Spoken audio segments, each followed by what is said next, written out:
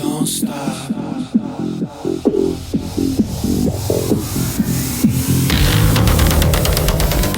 Hi, thanks for joining me in the Everything and Anything and a Bit Gay podcast.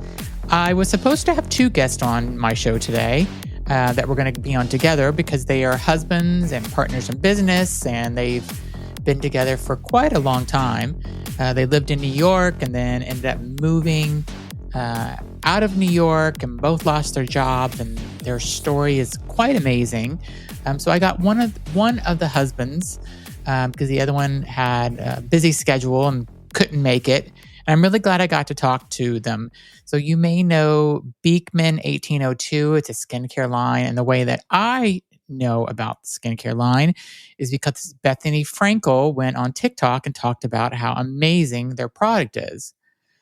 But these two guys went and bought a farm and ended up both losing their jobs at the same time, and then had to figure out how to make things happen and how to make money and how to survive. And, they did a complete lifestyle change from living in the busy city of Manhattan to moving out into a farm that ended up being a goat farm and making it work. And they've written a book about this, and they have a very successful skin product line. And I just really enjoyed talking with him and learning about his story. And there was a lot of similarities that their relationship has that I have with my husband. And it was a really good conversation. So I hope you enjoy my conversation with one of the Beekman boys on my show today. Thanks and enjoy. Hi, thanks for joining me on the Everything and Anything and a Bit Gay podcast. Today, I am thrilled to welcome one half of the iconic Beekman boys, an author, entrepreneur, and all-around creative force, Josh Kilmer-Purcell. How are you?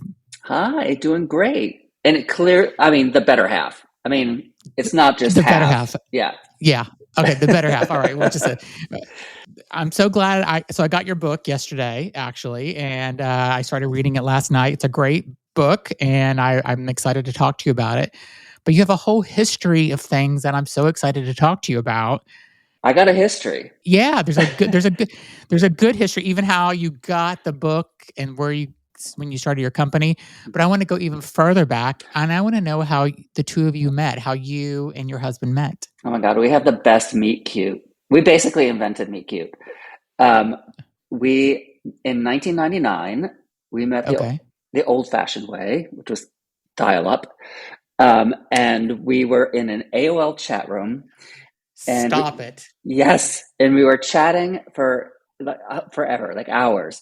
And he had never dated a guy before. And he was new to New York City, and he was doing his residency. He was a doctor.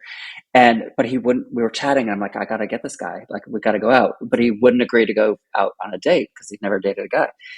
And so I became the world's first internet stalker. And throughout the course of the conversation, I kept asking him questions. I'm like, what hospital are you doing your residency? How do you get to work? How long does it take you to get to work? What direction do you walk to work? I literally figured out where he lived. And then before he disconnected, I said, tomorrow night, you're either going to be at I'm going to be at the subway stop by your house at 8:00. You're either going to be there or you're not. And he was. Okay. I have a weird thing to tell you. Uh-oh. I met my husband in 1998 on AOL dial-up, Upper East Side Men for Men chat room. And I just moved to New York 3 months before I met him. And ours was a little different. He sent me his law school picture that came in, on dial-up very, very slow. Mm-hmm. He lived 4 blocks from me, and he came over, and it was supposed to be a one-night stand. But as soon as I opened the door, I knew he was the one. I remember calling my friend who lived in New York, Gina, the next day and said, oh my God, I just met the guy I think I'm going to be with forever. She goes, you're insane. You got a job in New York very quickly. You found an apartment in a day. You did not meet the person you're going to be with for the rest of your life. And so I proved him wrong. So basically what you're saying, Zach, is that we were probably just minutes away from being married ourselves. Exactly. It could have been me and you together. Or me. Yes, exactly. Well, that is so funny. I feel like the connection with you already since you both met on AOL as well. So, because Yeah. I tell people that are like dial, like some of the younger, people are like dial up, like what's that? So Oh yeah. it's No, crazy. it was a thing. And Brent, I actually had a picture of myself because I'd worked in advertising, so I knew technology. Brent did Yeah, not have a picture of himself. So he thought that he would recognize me, and if he was skeeved out, he could just run away. yeah. But it was he was like shaking. He was the only person nervous at the subway stop. So I'm like, okay, that must be the guy. So And what part of New York were you living in? I was in the West Village, and he was up in Washington Heights. So I mean, that was a Okay, commitment, to that is a commitment. yes, to get up there. Because me and my husband Andrew said if we weren't 4 or 5 blocks away, we probably wouldn't have made the effort on a Tuesday night to meet each other. Yeah, yeah, it all works out. So tell me how Beekman 1802 began, and like, did you ever think it would be this big of a global brand? First, no, we had no idea what was going to happen because we didn't plan on starting Beekman 1802. It wasn't a dream. It wasn't like a lifelong vision of ours or anything. What happened was we were two successful New York City career gays. I worked in advertising. Brent was a physician, and then he got his MBA, and then he started Martha Stewart's health and wellness division. So Mhm. we were like those New York City gays, on our path. Yeah, And then in 2006, like other New York City gays, we like had a weekend trip going apple picking in upstate New York, being yeah, totally obnoxious Manhattanites and, fathering local people in rural areas. And we found this little town called Sharon Springs, which we fell in love with, a tiny town. And then on our way out of town, we saw this farm for sale that we fell in love with too. And we came back to the city and we said, you know what? All of our friends are getting a place like at the Hampton or the Jersey Shore. And we're yeah. like, let's get a farm. Let's do something different. We'll get a weekend farm. And that was fun, just going to be a weekend place. Then we got a letter in our mailbox from a neighboring farmer, Farmer John, who was losing his farm. And he wrote this letter and he said, I've got 80 goats and I'm losing my farm. And I'm going to have to send my goats to auction if I can't find a place. You have an empty barn. Can I bring my goats to your barn?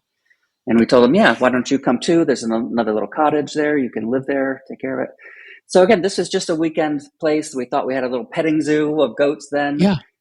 And then 2008, 2 years later, the big recession hit New York. Mhm. And Brent and I, we both lost our jobs within 30 days of each other.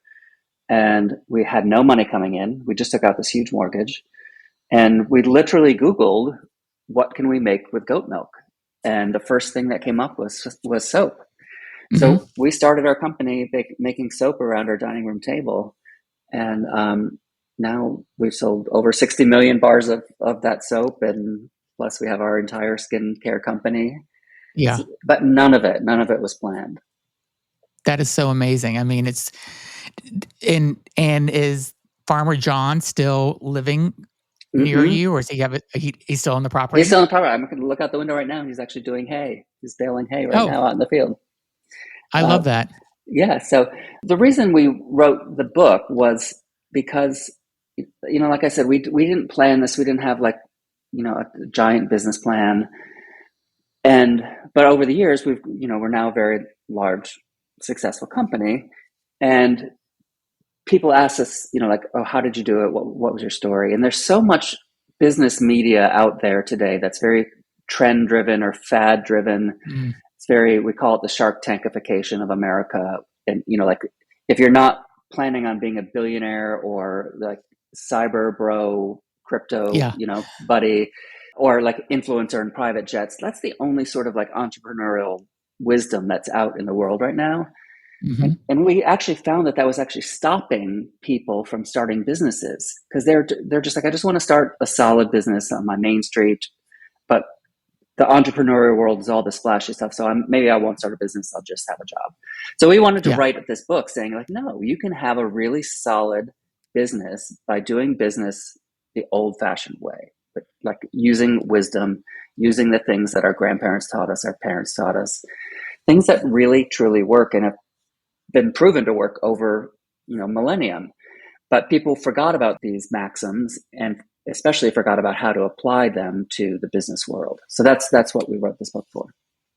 love your part about kindness, though. I think that's so important. Like the whole story of how, I mean, you gave this farmer a place to, the whole Mhm. thing, the whole story is kind of amazing. And I'm not going to give it away because I want people to get the book and read it themselves. But I love the kindness. And there's the, you had the 12 principles. Is that what it's called? That, Yeah, yeah, proverbs or maxims, principles, yeah. but they're basic things we've all heard before. You know, you can lead a horse to water, you can't make it drink. Hmm. You know, empty vessel makes the most noise, make hay while the sun shines. There are all these things we've heard a million times, but we don't really pay attention to what they mean anymore. And they're really true sayings that apply to contemporary business, like to digital, you know, media world. These sayings Hmm. still apply. So what we did was we said, how did we apply them to our business? And we told the stories of how we grew and the different things we did. And kindness, of course, is the main principle of Beekman. We need more kindness in the world. So I like that part of Yeah, it. So, how was it starting a business, living with somebody, being married to them, and kind of combining those two worlds of personal or your personal life and business life together? yeah. What was the challenges that you had there? If there were any, maybe you guys were the perfect couple and there was never no challenges, you never disagreed, but I have a feeling that that's probably not how it worked. I'm gonna say, how long is this podcast? It is very difficult to start a business with your Yeah. partner. It's difficult to start any business with a partner, be it your life Yeah. partner or a business partner. And one of the things we talk about in the book is how we approached it differently than what we'd read about. Most Mm. partners' advice you hear says divide up your tasks and responsibilities based on your skill sets, right? Mhm. But most people know that if you're in a partnership, life or business, you share a lot of the same skill sets. You know, Brent is Yeah. creative, I'm creative. He sucks at finance, I suck at finance. So we had too much overlap to divide things that way. So we came up with what we call the 51% rule, which is whichever one of us has the most passion about a particular decision or Mhm. responsibility. Whoever has the most passion gets an extra 1%. So they get the final vote. And that works in two ways. One, the person who doesn't have that responsibility, who has the 49%, they can't just walk away. They still have 49% where they have to make their argument, debate with the other one, make the decision making sharper. And then the one with the 1%, the reason it works is because if you have the most passion, you also really don't want it to fail. Like you don't want, Brent and I say the worst thing we can say to each other is, I told you so. So Yeah. whoever has the most passion about something doesn't want to hear, I told you so. So they Yeah. work just that extra bit harder to make it successful. So we always say in any partnership, divide your responsibilities by passion, not by what you're perceived best at. Can we also talk about a few other things? Mm-hmm. You're a bit of a TV celebrity as well. So Amazing Race that you Mm-hmm. won. It's not Yeah. that you just participated, you actually won, which is Yeah. that's insane. That is I love that show. Yeah. And I always picture myself when I watch it every season, like, Mm.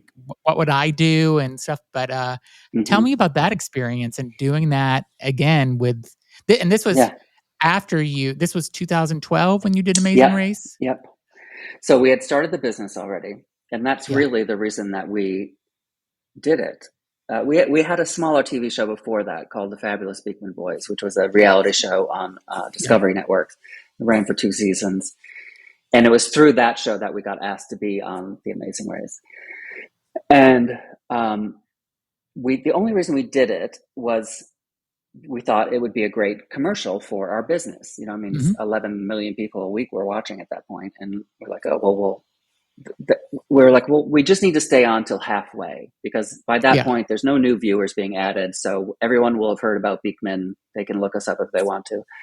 So we're like, just have to stay halfway, and then we made it halfway. We were last or second to last in every leg. The legs we were last in were non-elimination rounds, and then we just could not stop, like, not winning, but we just could not lose after that halfway point. Yeah. And we always say that was a really important lesson as well, that sometimes you don't win because you're a winner. Sometimes you win because you didn't lose.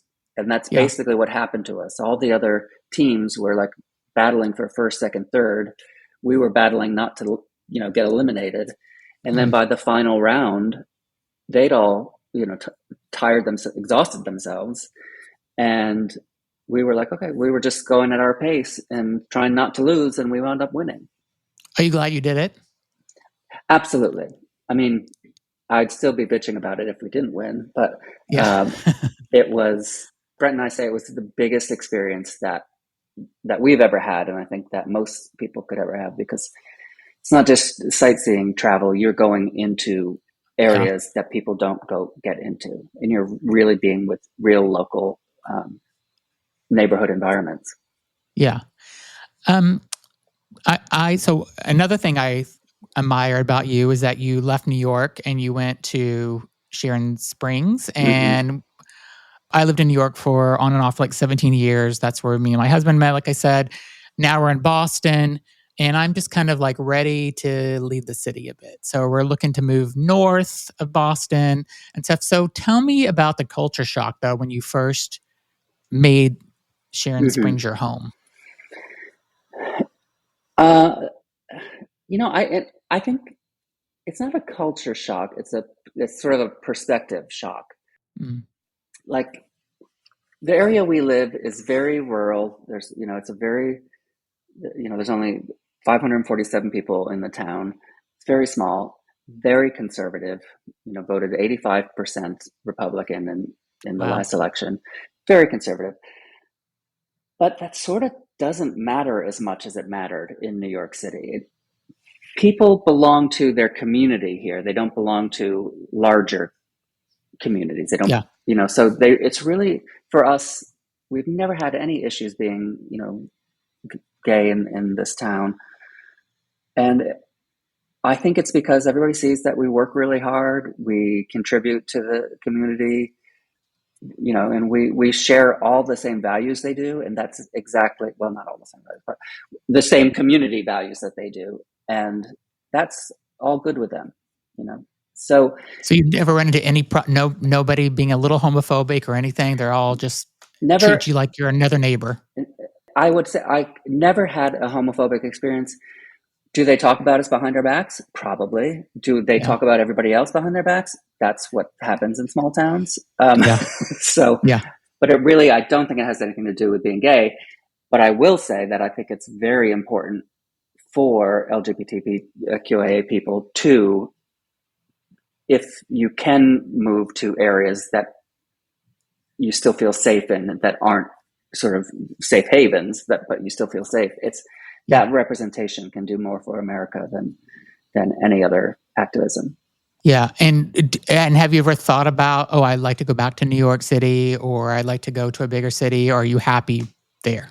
We're happy here. We always say we'd love to go back to New York when we're old, because Yeah. it's such a convenient place to live, walking around and stuff. But it's so beautiful where we are, and being able to travel, we're fortunate enough. So we can go into the city and get that adrenaline rush, but Yeah. still come back out here and be with our neighbors. And we'll be right back. Okay. And now back to the show. Tell me about, do you ever feel kind of pressure being an LGBTQ plus couple, having this successful business to kind of represent the community? Like, do you ever feel like the people are looking at you saying, oh, this gay couple did such an amazing thing and they're kind of our North Star for things? Do you ever feel that way? Yes, I do sometimes feel like Brent would disagree with me 100%, but I sometimes have felt like I've had to check my voice, and perhaps not be as uh, vocally, strong about issues. Yeah. But I think that's almost any business person, Yeah. Yeah. a visible business person, especially nowadays. You have to be very, very careful.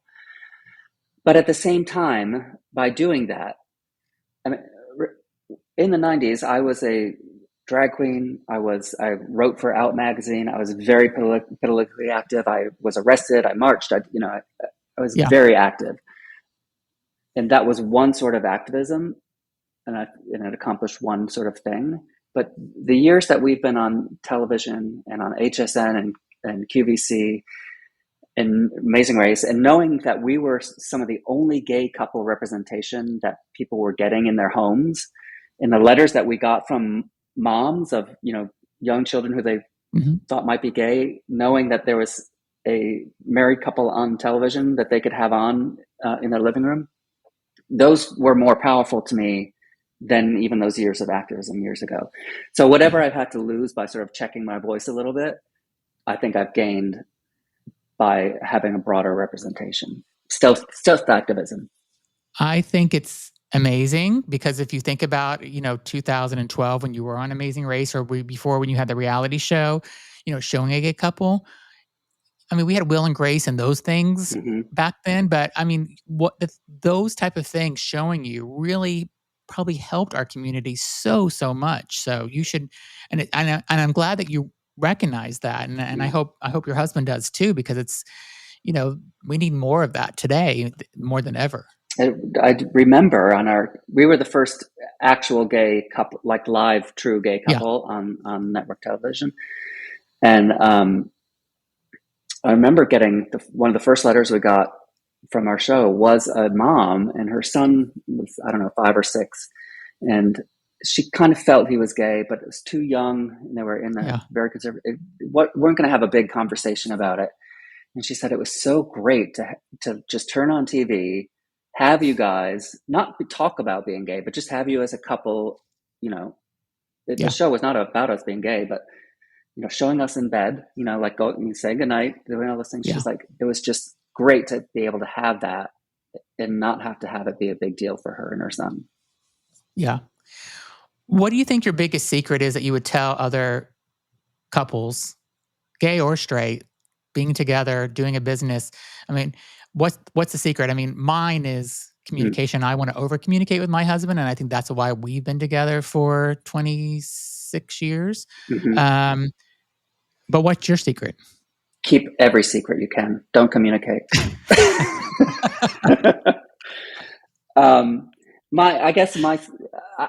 I don't know that I have a secret, but I would say that it is a commitment. The old saying about the 7-year itch, and most marriages do dissolve, between year 7 and 10. That if you are making a commitment to be in the couple, that commitment will be tried in those years. And then, but know that once you get past that, it really does get easier, and your partnership becomes second nature. But I see so many couples break apart, about a decade in, and I'm like, just stick with it. Just stick with it. That's happened to many of my friends. Well, what's happened is they have now, a lot of my friends, couples have decided to open up their relationships, and they're in open relationships. And that's, I had 2 friends that were together 7 years almost. They decided one summer they were going to open up their relationship. We all went to Provincetown. They told everybody. And literally by the end of the year, their relationship was over because one wasn't really into it and the other one was. And it was just... But I think there's also a lesson in that. I had a gay uncle, and he met his partner in World War II, and they were together 50 plus years until they died. And I was visiting them. They lived in France. And one day a card came in it was around Christmas time. Christmas card came in the mail, and my uncle Arthur just opened it, was scoffed, and then he gave it to Bob. And I asked him, who was that? And he said, oh, that was from Pierre. He said, your uncle, meaning Bob, your other uncle, he lived with Pierre from 1974 to 1976. He left me, but he came back. And it was, to me, that was such a lesson of, partnership is a lifetime thing. And you might go through some really horrible times, but they can be years long. But if you want to be together, you can still be together. Yeah. The 7-year thing, though, does, I remember we were right between 7 and 8 years, 7 and 8. And I remember we were living in Miami at the time, and I'm just there was a moment I'm like, this isn't going to make it. So and we totally had a breakdown one night, and I don't know. We both said some stuff out loud that we needed to say, and then all of a sudden it was like fixed. And Yeah. just it's funny how relationships And work. and I do think that being a gay couple or any non-traditional couple, we, as tough as we have it in a lot of senses, we have it easier in that we don't have to follow every norm. We don't Hmm. have to be heteronormative, and if that means you do open up a relationship, for a few years, or you do leave and you do come back, there's less pressure on us to not have to do things a traditional way, and maybe that's great advice for non-traditional couples too. Just lean into the fact that we don't have rules. Yeah. You can make your own. Have you both kind of thought about what legacy you would like to leave behind after starting this amazing business and doing everything that you're doing, writing this book? And have you Mhm. thought about what your legacy will be? Kindness, like absolute kindness. So we our goal now with the business, now it's grown, it's self-sustaining, we have an incredible team. Our goal now is for Brent and I just to spread kindness as far as we can Yeah. in whatever time we have left. And Yeah. Brent does a lot of research in the science of kindness, and we actually fund a lot of research in the science of kindness. Because if there's anything I want to prove before I die, it's that kindness works better than meanness. Like in business, in life, it's actually a strategic advantage to be kind. And there's not this. We all kind of feel that inside, but then we see bullies become president. Yeah. Exactly. We Yeah. see bullies leading. But I know in my gut, I think we all know in our gut that kindness actually does win the bigger picture. So for us, we want to leave behind a legacy to prove that kindness is a stronger strategy. That's amazing. I love that. Kindness is so, we need that so badly now in this world just because of the president that we have. So I won't get political on this show. I try not to anyway. um, what do you both have coming up? Are you working on anything new that you'd want to talk about or that you can give us a peek into? So the book is what we're very excited working on now, and like going out and doing the book tour and meeting people. And then I think our other thing that we're working on, I'm working on a new book about how do you transition to the latter half of your life. And Mm, I always talk about how we're reaching the age where our friends are starting to retire, and whenever yeah. somebody posts on LinkedIn that they're retiring, there's all these comments about like, oh, I can't wait for your next chapter, or see what you do next, and there's this pressure to always strive, keep striving that I think is hurting a lot of us as we age. So Yeah. I'm working on, like, is there a way to, I call it bliss appear? Is there a way to sort of, you know, reduce your life in a healthy, happy way as we age, and not feel this need to constantly reinvent ourselves? Oh, I would buy that book in a heartbeat because that's where all my friends are kind of, I mean, still a little ways away, but that's the only reason I want to be older is just because I'm ready to, I want to retire from my Yeah, real job. So, yeah. I mean, we all want to live with purpose, but there's this American pressure to like always have the next chapter. Haven't like, what's your next job? What's your next goal? What's your next? And it's like, yeah. well, the next goal might be pulling back, and what's the healthy way of doing that? Yeah. I'll just tell you how I found your brand several years ago, I believe. And, so I used the face cream, and how I found it was through Bethany Frankel. And so I don't know if she's Yep. friends with you and if you asked her to do that or what, but I was on TikTok and there she was talking about this. And I'm like, okay, I got to try this. And then that's when I ordered it. And then it's just been on repeat since. So, Or no, it's very we initially we didn't pay her. She wasn't an influencer. We weren't friends with her. She literally did just find the product, and she did that first couple of videos that like were amazing, and they we had this huge spike in our business. And at first, we were a little worried. We're like, is she kind? Like, do we want? Because then yeah, we were like, oh, do we want to hire her as an influencer? And we're like, is she kind enough? But when you really watch and listen to Bethany, she is actually exceedingly kind. She's not always yeah, nice, but she's always yeah. kind. She is. Yeah, I mean, she's done a lot of reviews for products, and she's not always so generous with her compliments in some of these products that but she really, and I think she did like at least 2 videos that I remember seeing about your product. And even after the first one, whenever I watched it, I'm like, I went online immediately and bought it. So yeah, no, she loves that. Is it the body cream or is it the Milk RX? It might be the Milk RX. The Milk RX. Yeah, she loves that. Yeah. I'm hoping you're sending it to her as she needs it at this point. Oh my God, we sent some to her by drone one time. Yeah, exactly. we did. Well, I'm so excited to finish your book. Again, your book is called Goat Wisdom. I will put a link to this. It just came out on July 1st, and I will put a link to it on Amazon to buy it. And it's a great book. Again, I just got through the first couple of chapters last night, since I just received it yesterday. But I'm so excited to finish it, and I'm excited for people to hear your story. And I'm looking forward to that second book, because that's the one I really need at this point. Great. Thank you, Zach. It was great meeting you, and good luck with the podcast. Great. Thank you so much. And I appreciate you being on. Everybody, please leave a comment and let us know what you thought about the interview with Josh. Thanks so much, Josh. Thank you.